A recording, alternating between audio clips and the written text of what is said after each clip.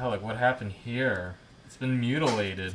Yeah, it's been a tough morning. So what I'm working on is getting the robot to place the LCD in the front housing using force feedback. So instead of just going where we think it should be and dropping it, um, the robot slowly goes up and then it actually bumps the edge of the frame and feels that force, and then so it can find the corner. And this is important because when we start building the stack high, it starts to wander a little bit.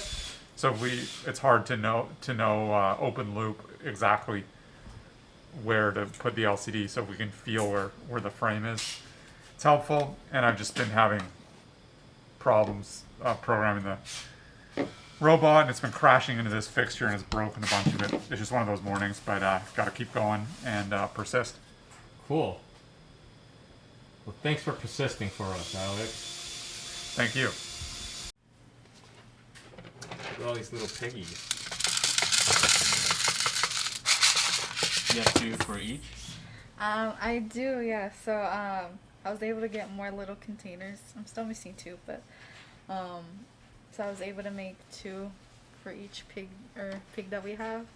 And yeah, that's basically it. I have some for the speed puck and the pro start, and now. I like how you have the little circle and squares, like the shape. Yeah, if we were colorblind and you couldn't read, then we have like the shapes too. That's amazing. Yes. Perfect.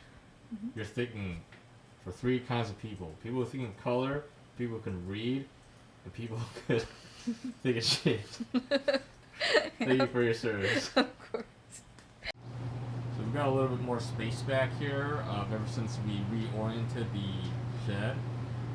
And because of that, I guess, we're able to keep this thing out here.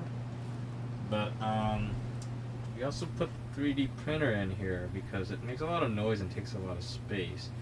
So it kind of got banished to the shed, and now it just sits there with the mail we don't want. So, yep, you stay in the dungeon.